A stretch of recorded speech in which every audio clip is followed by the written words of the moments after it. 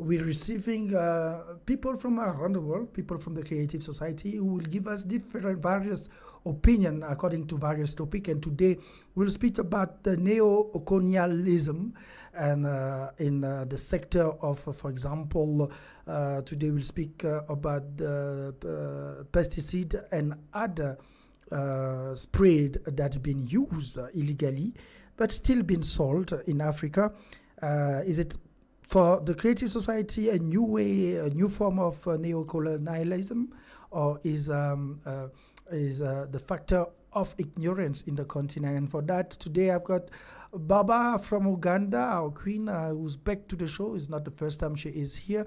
I will ask Barbara to switch on your camera so that our listeners and viewers can see your face and find out who you are.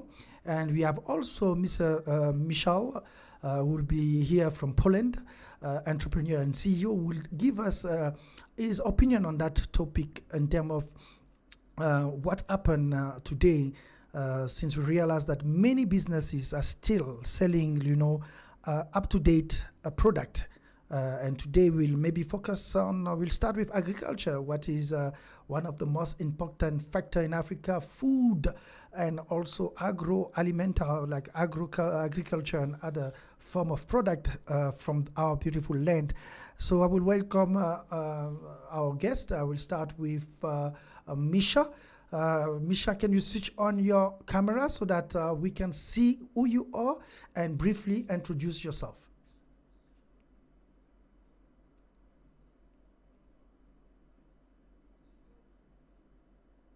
Yes, Misha, we don't get you?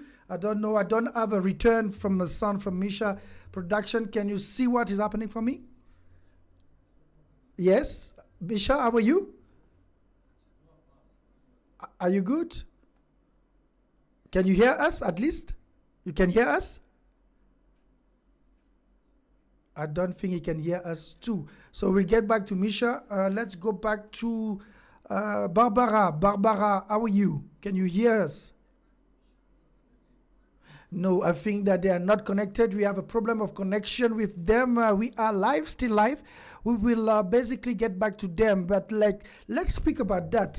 According to German, I will say the Enrich Bold Foundation, we still find that some company from certain European country, in the example of, in this case of Germany, are still selling products who are basically being banned from the European nations. And those products are being used in Africa for agriculture purpose.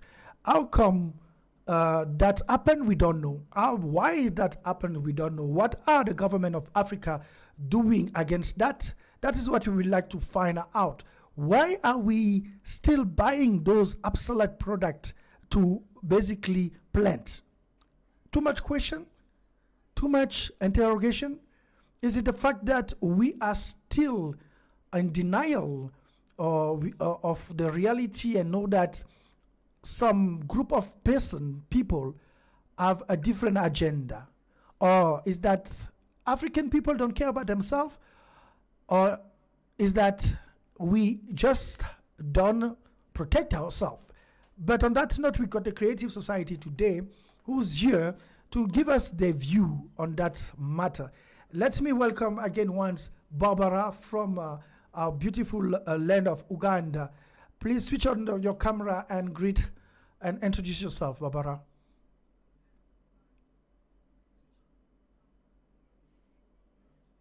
Barbara? Barbara is not ready. Yes. Sandy, can you hear me? Yes, we can hear you, but you can't see you. So how are you? I'm all right. Thank you, guys. Good afternoon to all the listeners of Impulse Radio Africa. It is a pleasure to be with you once again. Thank you, Tangi, for hosting us. Stella friend to tune in. Okay, thank you, my friend. We'd like to see your beautiful face. Let's go and try Misha. Yes, this is Barbara here. Nice to see you. Let me go to Misha. Misha, are you here? Can you hear us? Can you switch on your camera and can you introduce yourself? Yeah, do you hear me now? Yes, perfect. We have you this time. Okay, hi. I just wanted to say greetings from Poland, everyone. Yes. It's a pleasure to be here with you. I'm working, but I took time to talk to you guys. Okay, thank you very much to give us this time to give us your opinion regarding this matter. We're speaking about the fact that some European countries are still selling to Africa obsolete pesticide and other product to basically be able to achieve the goal in terms of agriculture. So I will start like that and going. In the topic straightforward and by asking to Barbara, why is it like that? How come in 2023 Africa is still playing the game and buying obsolete product? What is your take on that as creative society? Is that the fact that you miss? There's a lack of leadership, or is the fact that people don't care about other people? Thank you so much, Tangi. That is indeed an intriguing question. Why is Africa still bowing down to using those genetic fertilizers which are dangerous to the farming system of Africa? For me, I look at it as another weapon in my own way. I think Europe is using against Africa. The other day, I saw that Putin was saying Africa is privileged enough with the land that we have. If we are organized, we can feed the entire world. Do you know what that means?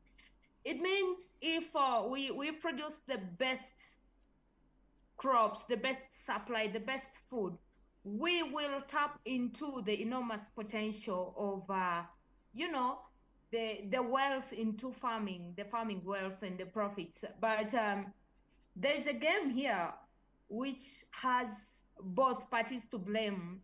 Uh, how do you sell me fertilizers which are almost like pesticides, let's say pesticides? Yeah. And at the end of the day, yes, they will kill the pests, but they will degrade the health value of the crop. And then you promise me you will give me the market once the product is ready. And here I am, I've bought fertilizers from you. Africa buys these fertilizers from Europe. It gets this wonderful harvest. They are sure the market is there, they are assured. And then when the quality check comes, you are like, no, we cannot take your product because it has, the pesticides are not good. But it's you who gave me the same pesticides. Why is Africa bowing down to such? I think it goes back to, how do I say it, the colonial mentality where we are spoon fed. Our leaders have failed to stand up independently to say no. Because if you refuse to buy pesticides from Europe and then you will go back again and you want those donor funds and then, so I think it's a game of, let's be in good books with Europe so that we can get these donor funds. But at the end of the day, it's crippling the African farming system, of which we have the fertile soils. But yes, if we are being given pesticides and it's on a clear note, and the person selling us these pesticides or the country is wishing Africa well, why would they sell to us pesticides that are already harmful to the food in the first place? And they know that this food is going to be sold. When you look at the example of Germany, they ban these foods. They're actually not allowed there. So question is, why is Africa encouraged to use these pesticides for this food that the countries that are selling us pesticides will not be able to take? The answer is simple. They know it is harmful to their health and our health. So we end up consuming the same food and we are harming ourselves. And then we will go back to them for medication. For me, I think that's how it works. It's a circle. It's a cycle of how do I milk Africa more? Yes. Because come on, if think about it, if Africa woke up, got the best pesticides without fertile soil, and we have this abundant African soil which is fertile, do you know we can feed the world? Let's see. And do you know how much money we would get from that? But no, because if we get all that much, we'll be independent, and then Africa will not be a puppet to any other country. Thank you for that. Let me get the point of view of Misha, who's an entrepreneur. And my question to you, Misha, will be, as an entrepreneur, how come the deontology and the ethics of business in Europe today don't see the bad result, the bad impact that those type of business brought to Africa are? Why are they keeping on, basically don't care about the health or the condition of this continent, according to you as a business owner? It's the fault of the format of society. We are right now in the consumer's format of society, where money basically is more important than the health or even the human life. So it's it's a question of profit. Maybe these big companies, they have these fertilizers and have these pesticides on their magazines, and they didn't sell them yet, so they are selling them basically to Africa. And if there are no regulations, if it's allowed, then basically they will do it. And that's how it was always. And basically we can do something about it when we change the format of society to the creative society, where human life has the highest value.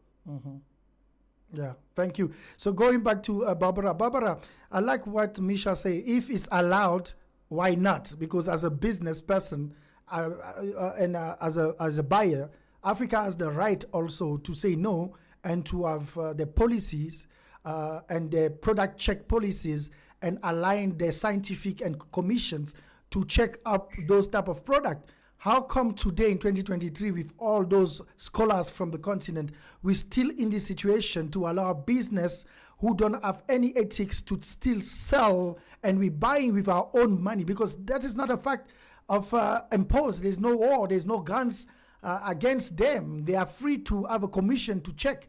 So how come today we still find ourselves in such, neo-colonialism approach? What does it say to us, and what does it say to the creative society? Actually, that says to the creative society that there's a lot that needs to change.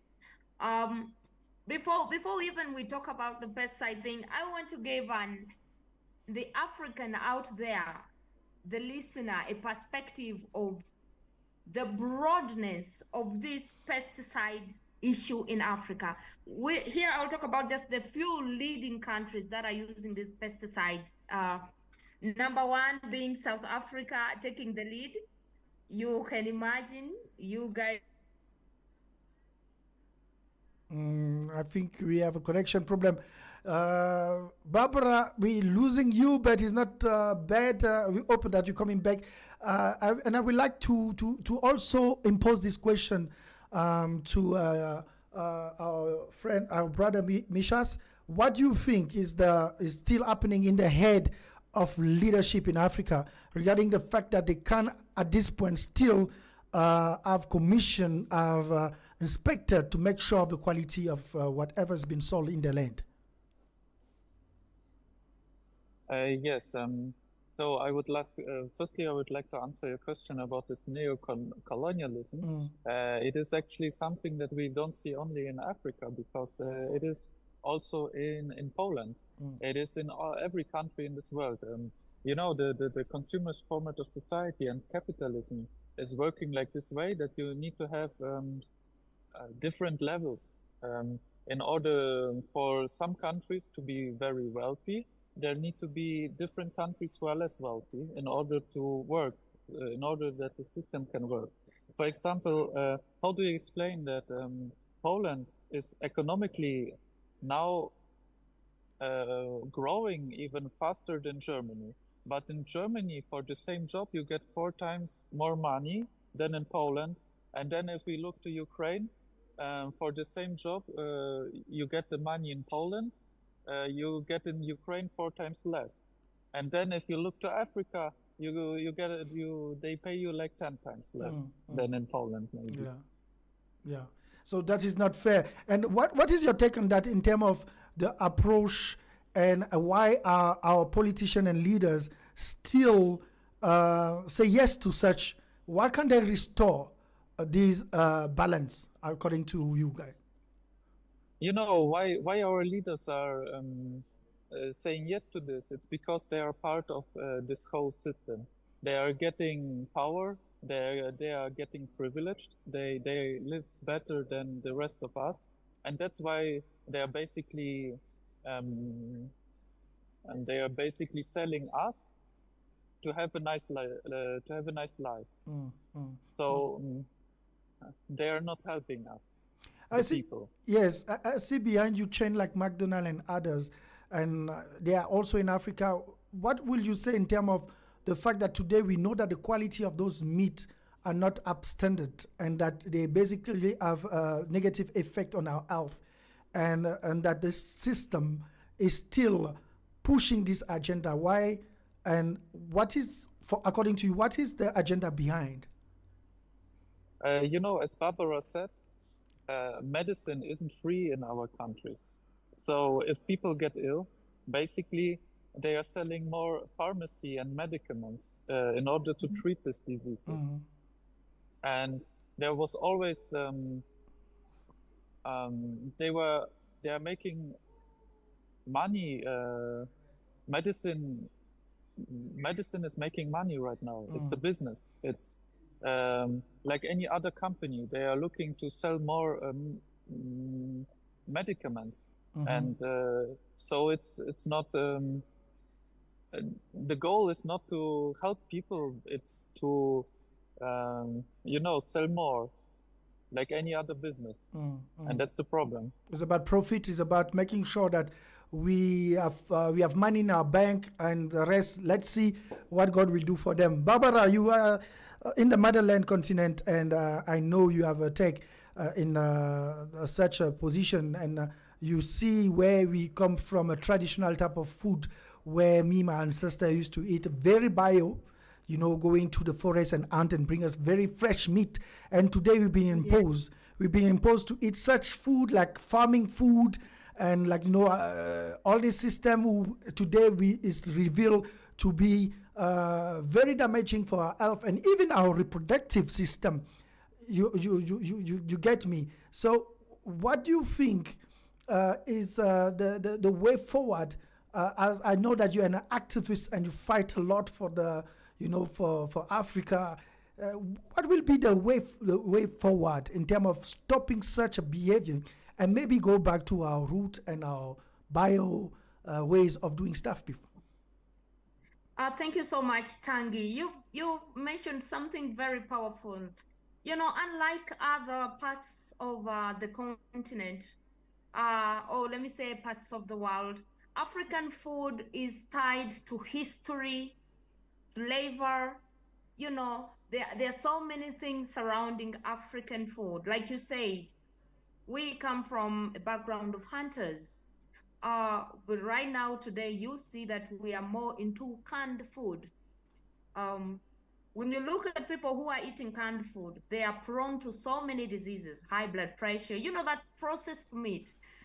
We no longer have the privilege of having that fresh from the forests, kind of food. What would be the forward? As a human rights defender, yeah, I know that we have the right to healthy food. That's a human right, because you will not give me poisoned food or something which is harmful to my health and you tell me it's okay to consume it. We have a challenge, however. The consumers are very smart. Much as we are trying to fight back and protest and speak up about these pesticides which are being junked into Africa like a dumping site. The consumers are also very smart. The sellers of the pesticides have also got their agents who are there to specifically promote and, you know, to create this information that these pesticides are harmful, like they are not harmful to human health, they are harmless. We are just ignorant about these facts. But we keep asking, myself as a human rights defender, if you're telling me these pesticides are safe for consumption after food, if they are after we use them on the crops, these crops are safe for consumption, why are you not allowing your people back in your country to consume this food?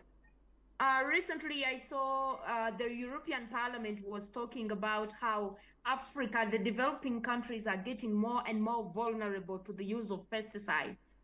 But you know, when they say we are getting more vulnerable to the use of pesticides, it means the ancient original African foods are being wiped off the shelf slowly by slowly. So this is more than protecting healthy food. It's about protecting the African heritage, the African history of our dishes, you know, because if I'll give you an example of cucumber. I noticed that really caught my eye as an activist. I noticed long ago we used to have very lovely, tiny, dark-skinned cucumber, and you would eat it and feel, yeah. These days we have the striped one. God knows where it came from. When you look for the other one, you can't even find it. We used to have those teeny, teeny little onions. They are so tiny and they would give you that aroma. They are gone. Right now, what you see, the African food has been reduced to quality rather than quantity. For example, if you're going to grow a cabbage, it's not about the African cabbage, which used to be tiny and full of nutrients. It's about something very gigantic that you will harvest, and then you can get a bigger market. But question is that the African cabbage? The world should also open its eyes on this.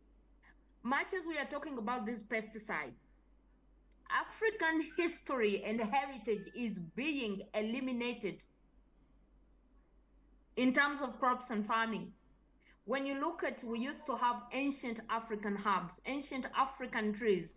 When you search on the internet, you find they've been given to a certain country. They say it is a native from Europe. And then you're like, come on, we have that here and it's African.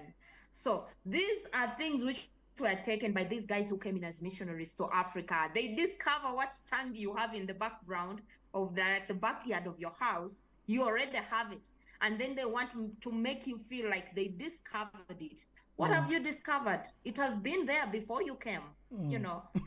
When we go back to food, Africa must stand its ground. Much as we are adapting to technological advancements and innovations, we should not lose the touch to our heritage. Exactly. When you go to countries like China, Asia preserves its heritage. When you go to Japan, the tea you will be served, it will be in their teeny tiny little cup. You know, you will want to use your fork, but they will have their sticks. They will have their chopsticks. Like we have our aunt. Like we have our aunt. Yeah, exactly. So me as an African, I would want the Europe or the West not to impose. Like, you know, don't impose your culture on me. Love me the way I am. The way I respect your culture. You know, these things are broad. Colonialism is not just about, you know, humanity like you, yourself, or me. Right now, when you talk about our languages, Tangi, if you cannot speak English and your country was colonized by the English, that's an embarrassment. So you find that the African generation, the young generation, is shunning away from its original language. You find someone who visit Europe for 2 years and then they come back speaking like they don't even remember the way back home. Yeah. So you see that kind of thing. We just need to go back to the drawing board. That's why I love the creative society. Yes. Don't eliminate my culture. Mm. Don't impose on me harmful things because you want to make money. I believe, Respect Africa and its heritage. yes. If you're really talking about promoting rich harvests, yes. let the harvest that you are promoting be marketable. Sell to me something you can consume. Yes, let's be Not fair. something. Let's be fair and Yeah. let's share stuff. So I would like to go to Misha's also in terms of since we all agree that damage has been done in different culture, whatever is in Africa and Europe and other place, part of planet Earth. Misha's, I would like to find out what will be for you the advice they will take in terms of responsibility for African to decide, or even for European, for those who are not part of the consumers elite. What is the part of responsibility now in terms of moving forward to make sure that in terms, for example, like you took, for example, salaries, the salaries have been restored so that your identity in terms of alimentation and gastronomy has been restored. What is the way forward according to you?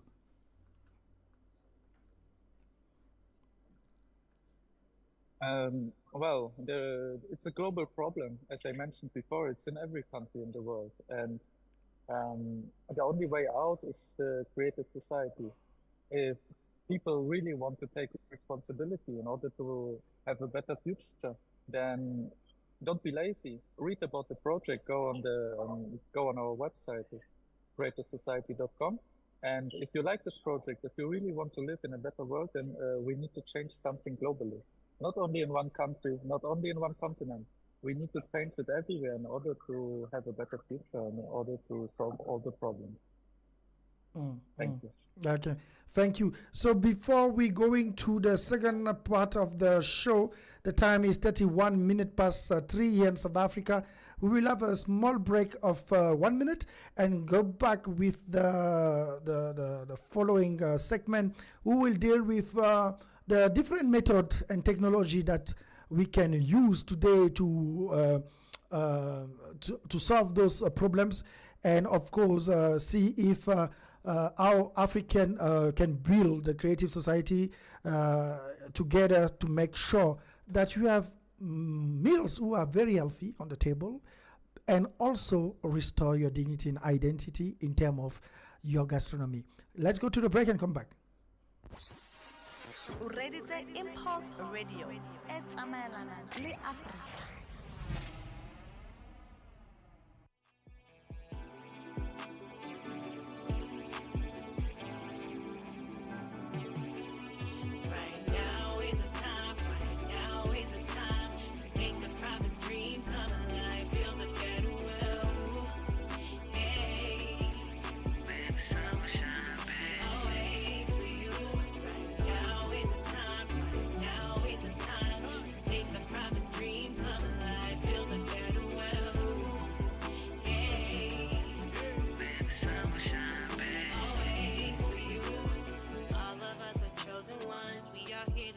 Truth that our prophets brought to us, it shines up in me and you. They taught us a better world, one we can create today, one that's filled with God's love, one that's filled with God's grace. Right now, we are the chosen one. We are make the prophet's dream come true. Yeah, right now, the day of judgment is upon, and we're the ones that choose the truth. Yeah, right now is the time. Right now is the time. Make the prophet's dream come.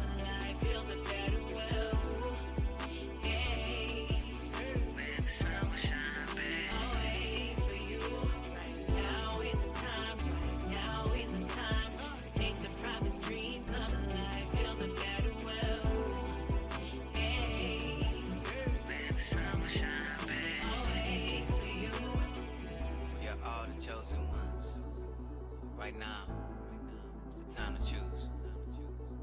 Build a better world. It's up to us. Let's get it. Right now is the time. Right now is the time. Make the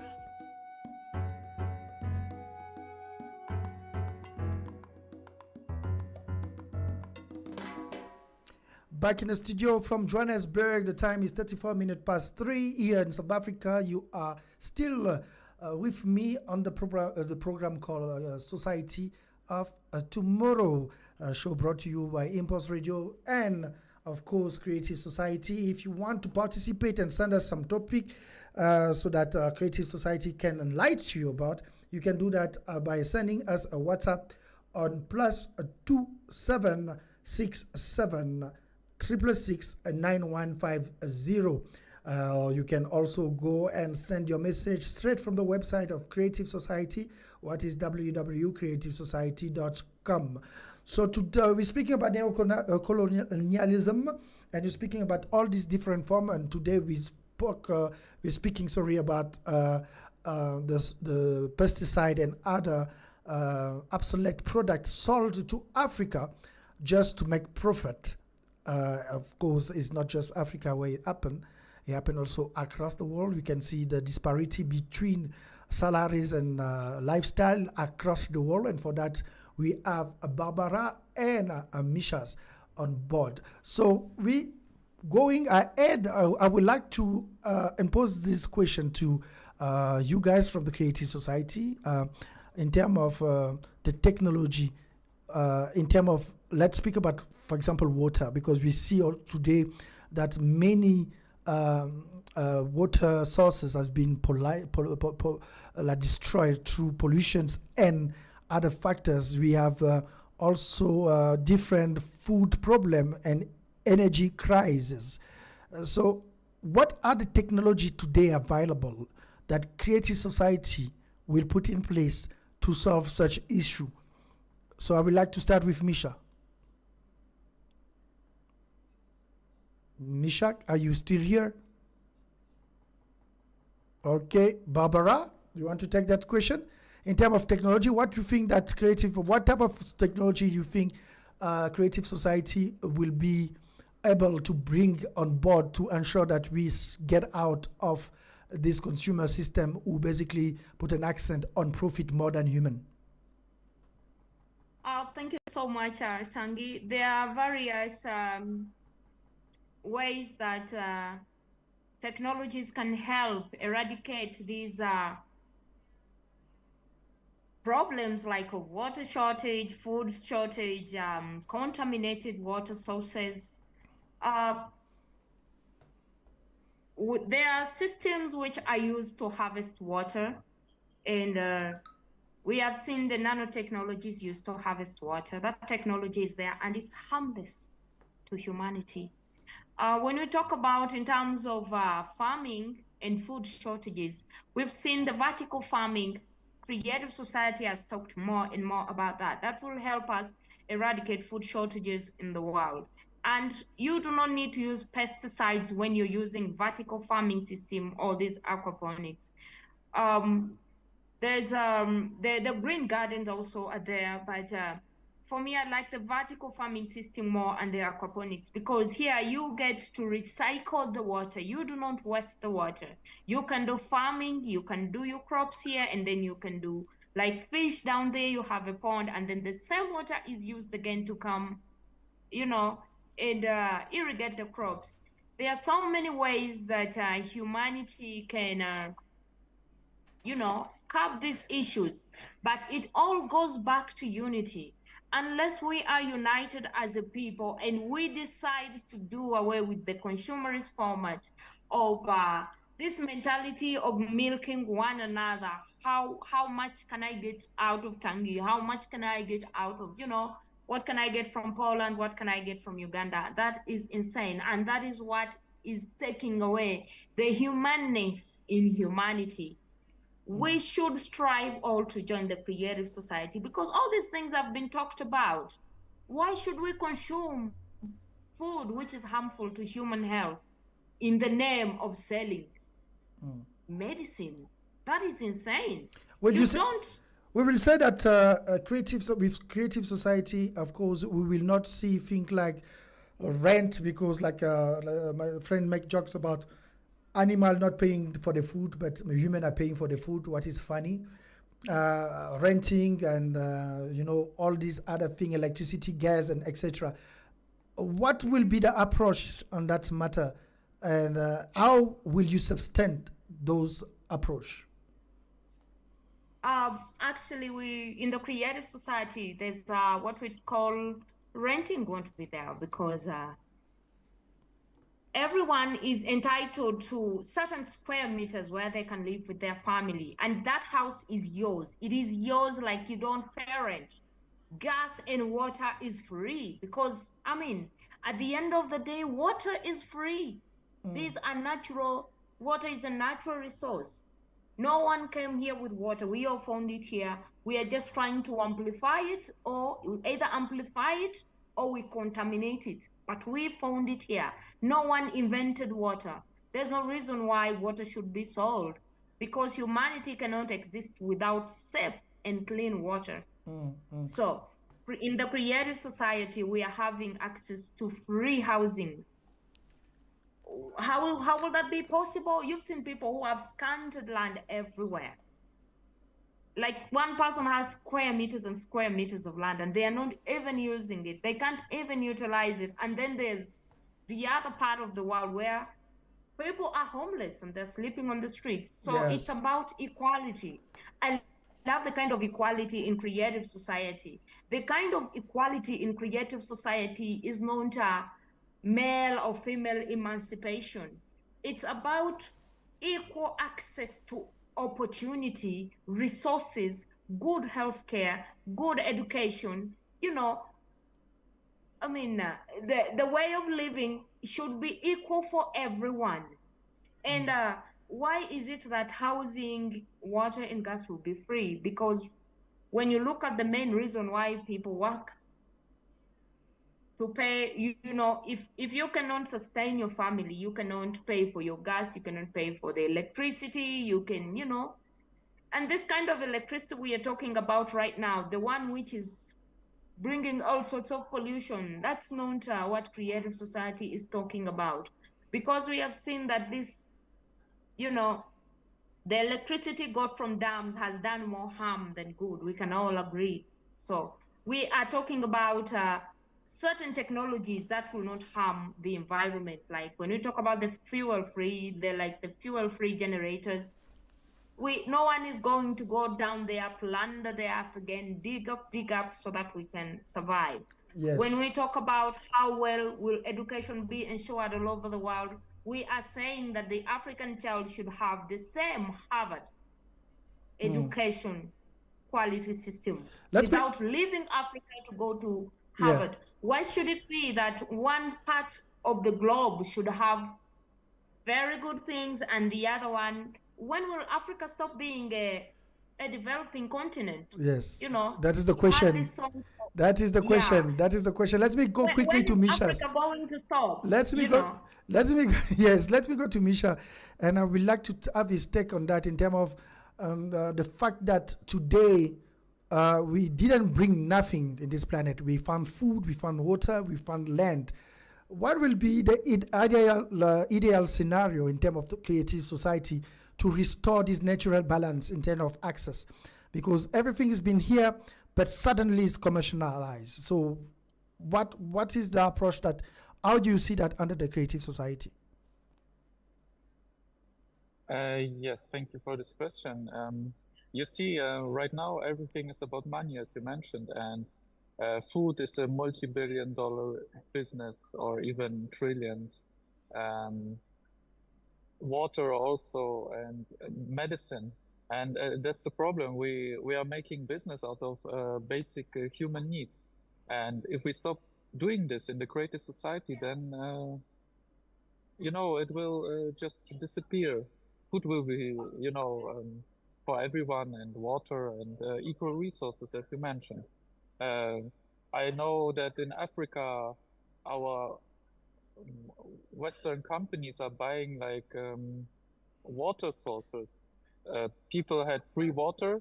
They bought the water, like Nestle or other companies, and now people have to pay to get water in plastic bottles, and these plastic bottles are then thrown away in the ocean.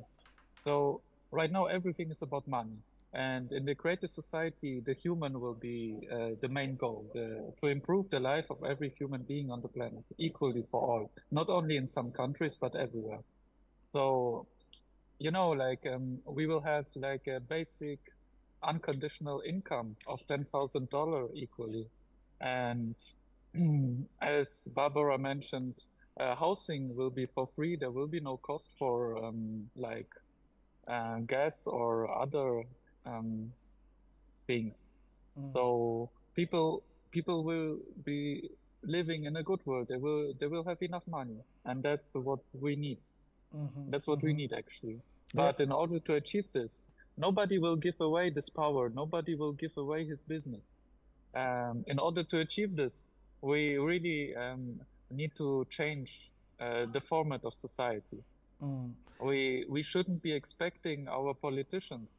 We shouldn't be expecting our businessmen or this multi-billion-dollar concerns to throw away their business in order to improve the life of people.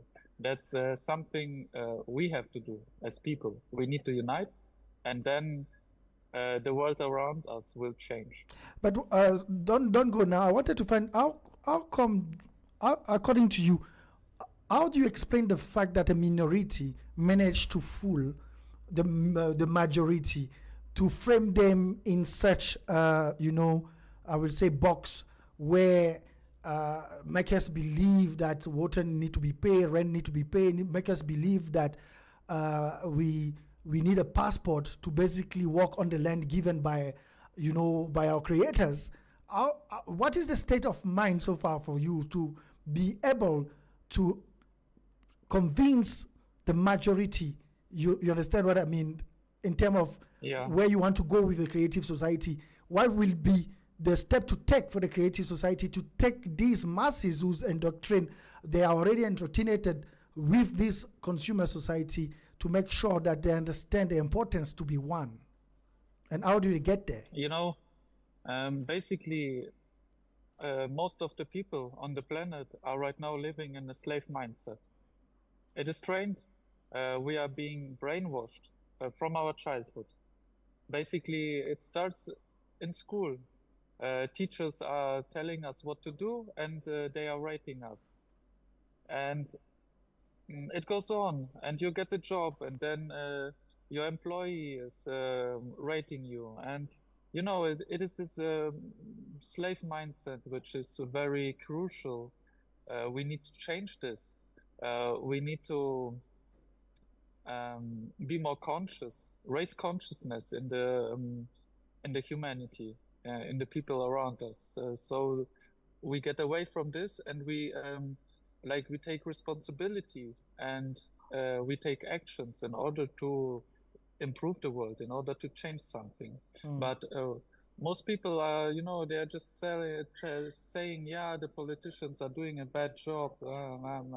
But if we take actions, we should tell them what to do.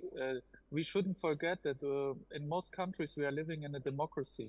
Democracy means that the power goes from the demos kratos. It means that power is from the people. Yeah, it should be indeed by the people, but we don't see it coming. So let's go back to Barbara in terms of, you spoke about something very important, consciousness. And I would like to ask it to Barbara in terms of what is the state of mind of Africans right now? And do you believe that is time, or they are conscious enough to realize that in this year so far, they need to think about their survival, but also make sure of what is going and entering their market in terms of food, water, the way everything is being placed so that they look as a consumers. We heard a lot of leaders from Africa going to international summit and say that we are not coming anymore as beggar.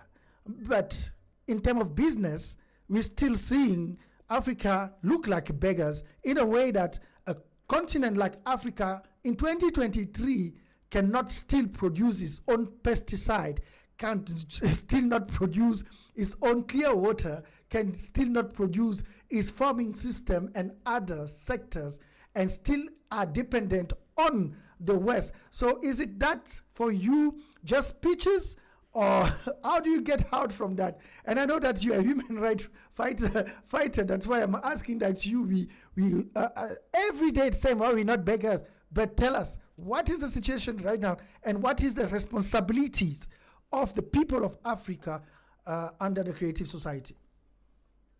Oh, Mentangi, you asked a very trivial question, and you talked about something that got me so, mind blown. Yeah, when our African leaders go to the international summits, they have that speech. They are so firm and confident in camera. We are not beggars anymore. Africa has risen. It's time for Africa to rise. And then when the summit is done, cameras are off. They come back with business deals. Business deals, I like how Podma talked about it. People are being told to invest in Africa. What are they investing in Africa? Africa is blessed with abundant water.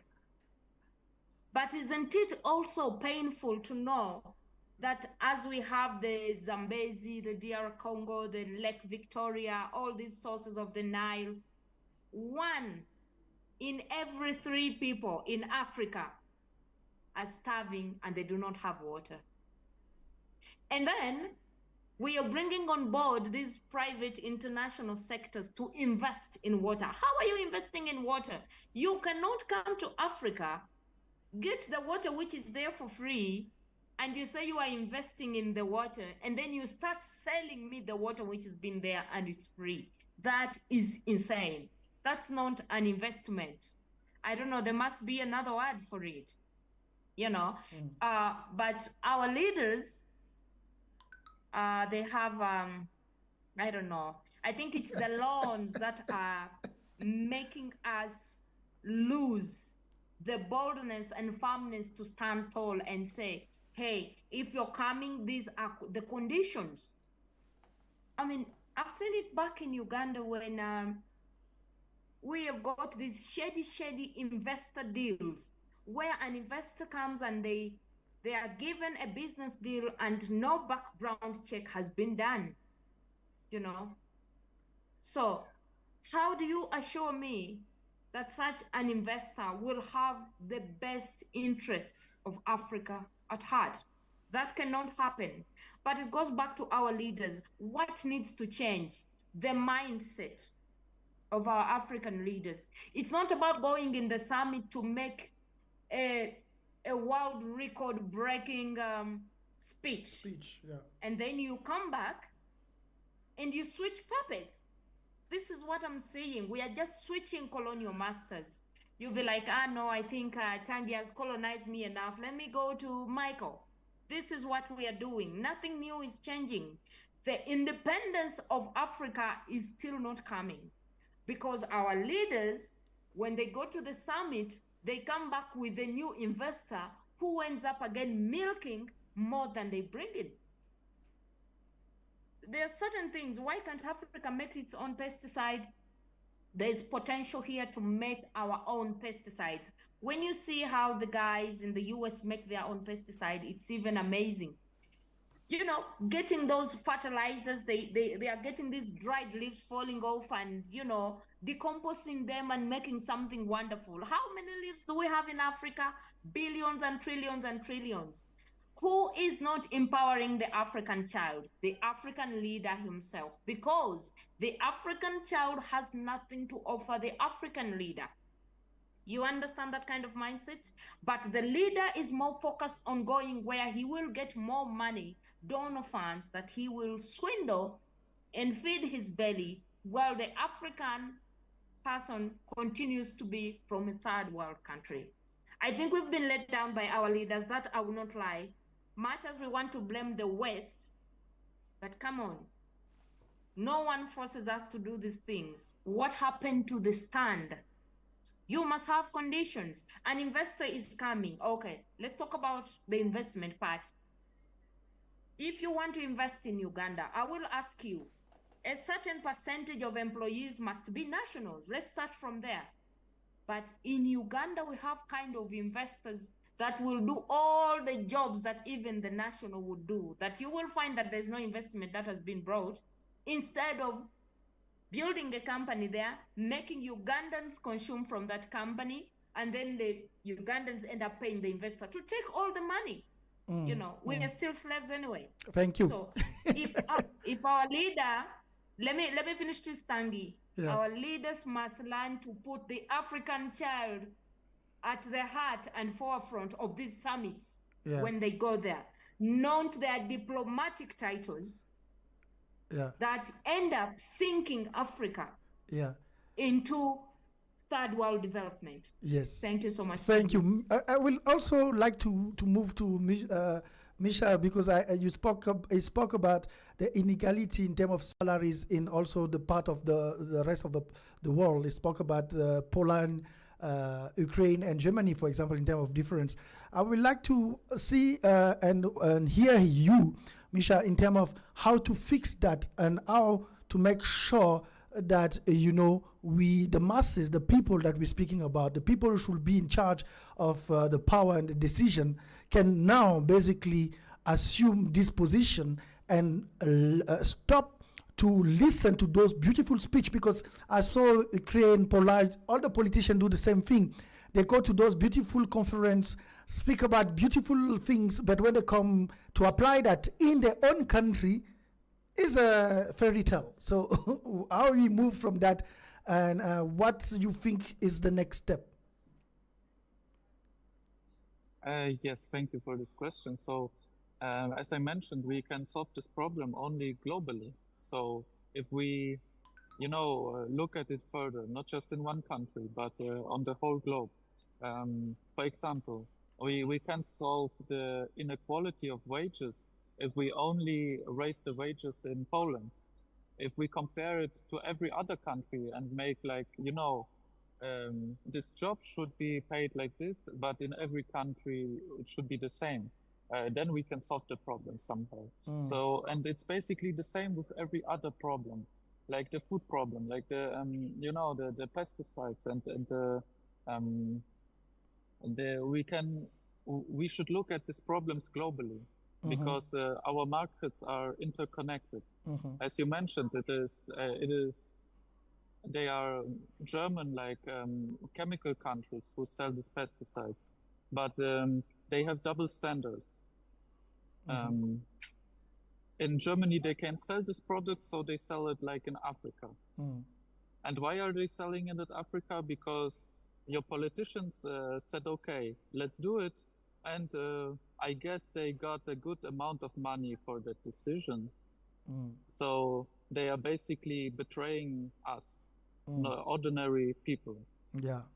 And do you think that already very long at this time? Do you think that we have power hope? Is misused? Do you think that we have hope for the people to self-realize that it's time to change that? Yeah, I think the awareness of people is rising.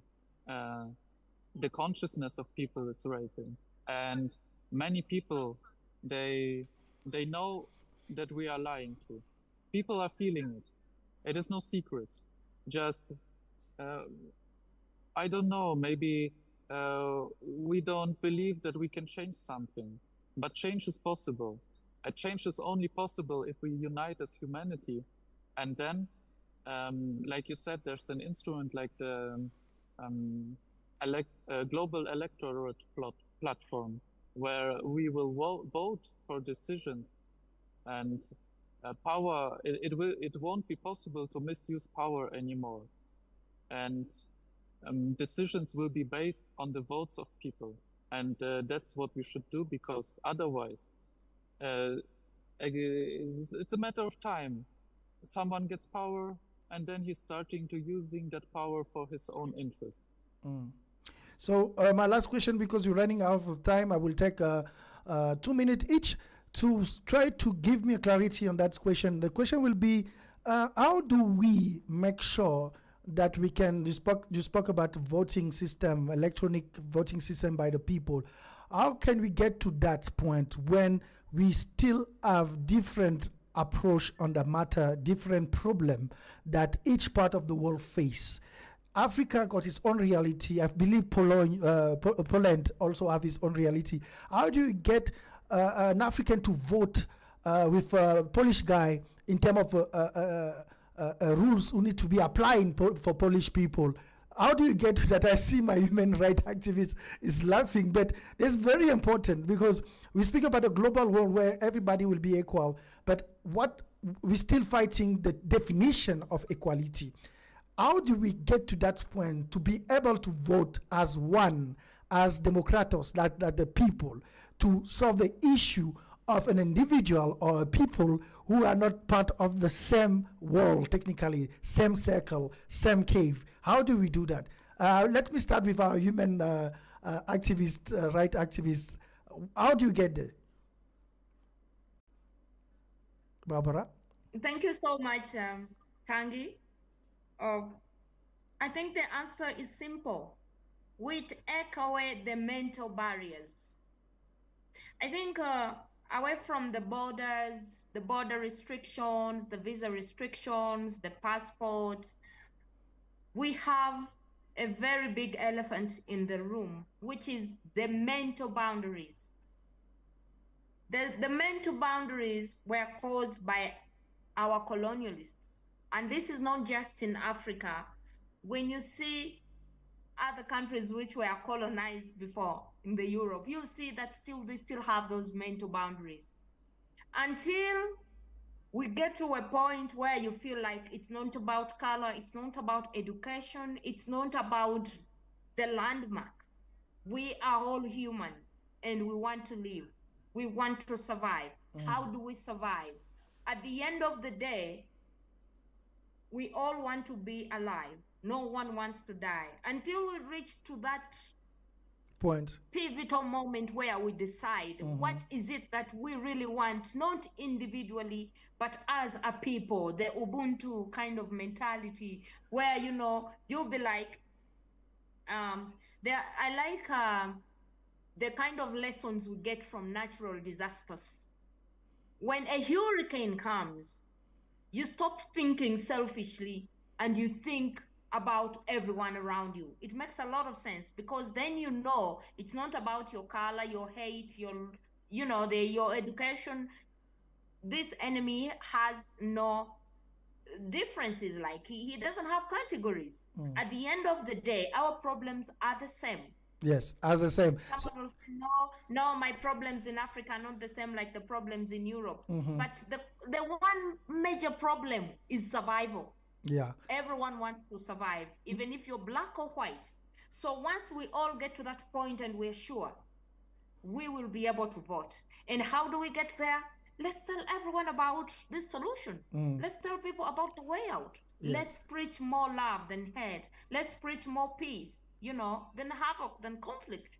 It is possible if we all do this. Let's tell everyone about the creative society and let the creative society stand firm on these promises. Let them come to pass. Let them not be theoretical. You preach this and then on the background, you're doing something else. No, let's all be focused to a better world. It is possible when we unite. There's power in unity. Why is it that when we get natural disasters, we unite? Have you noticed that the world unites when there are disasters? I've noticed severally. You will see everyone doing whatever they can. Even someone who doesn't know how to speak will get their phone and talk about it. Someone sends deepest sympathies to people they don't even know. That's the kind of humanness that we're looking for. So, Misha, do you want to add something before you go? There is Emmanuel from the DRC who say that they're using already the electronic vote. Mean that I think the process is starting. But on that note, Misha, do you want to add something on what Barbara just said? Yeah, I would like to add to your question. You said, what about Polish people and, for example, African people? If we are voting, we should look at things like there will be regional, local votes, which are concerning, like, I don't know, a city, for example. How much streets do we want? So there's no need to vote in Africa for this, how much streets we want, like in Poland, or in some country. So there are regional votes, but there's also there are questions and there are matters which are concerning everyone. Like, in which country we would like to live, in which world we would like to live in. You know, do we want war? Do we accept this? Do we want to continue this? And nobody is asking us right now this kind of questions. But why? I would really like to see the result of such a vote. Do we want war? What would people vote for? And why aren't we asking anybody? They're just deciding for us. And this is something that needs to stop. And this will stop only if we take an active position in society. And the most important thing we can do right now is inform other people about the Creative Society project. And oftentimes people ask me, yeah, but how will you realize these projects? Let's imagine that everyone is informed about the Creative Society and we want the Creative Society. How will you do it? It's very easy. Law is written by humans. And if we have the majority of humanity who wanted to live in the Creative Society, why shouldn't we, like, you know, accept this? And the electoral platform, it is very easy to realize because we have this digital technologies right now where we can, I don't know, even invent an app in our smartphones where you can like confirm who you are and then you can vote. You don't have to go anywhere. Yes. Thank you, Misha, and thank you, Emmanuel. Thank you. Emmanuel said that the process of electronic voting was applied to DRC in 2018, and according to him, is working. What means that is possible, and I think that as Barbara said it well. I think it's about survival, and that's when, you know, there is a global crisis. We forgot our colors and origin. We all have one thing in common, is to survive. And as long that you don't get to this point, I think it's going to be a challenge. But we'll get there, since we all human living under the same roof. You better get there. Thank you, Misha, for your time. I know that you're working and you took this time for the program. Thank you, and hope to see you soon. Barbara, is always a pleasure to have you with us. We like the way you drive us the topics, and we hope that people embrace the philosophy and ideology of Creative Society, because it's not a matter of people thinking that is an individual problem, but it's a common problem. We are in together. We are all part of the Creative Society. We all have a solution, you know, to bring, an idea to bring. You all have to participate to the better world that we all craving for, and you understand that if you don't do that, we're not complaining. They say it's time, each generation has a purpose and a mission. I think our generation purpose is to reconciliate the world together and forget our colors and difference and become the humanoid that we should be. Thank you. That was Creative Society and Impulse Radio bringing you. Yes, I know you want to say before you close. Please give me 1 minute, not even a minute. I always have something more to say before we finish. Yes. Time is never my best friend. Yes, 1 minute. I'm calling upon the world. I'm calling upon all humanity.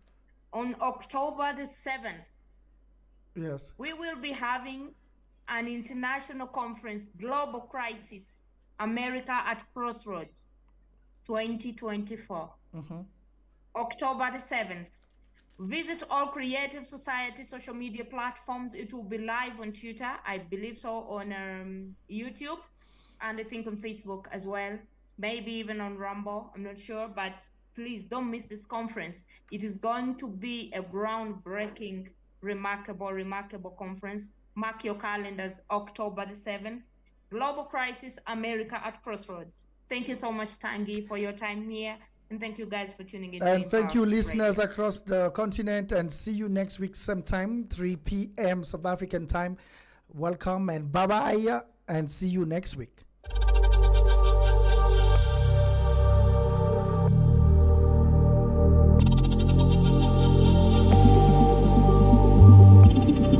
To stop killing each other. We need to stop. We need to start.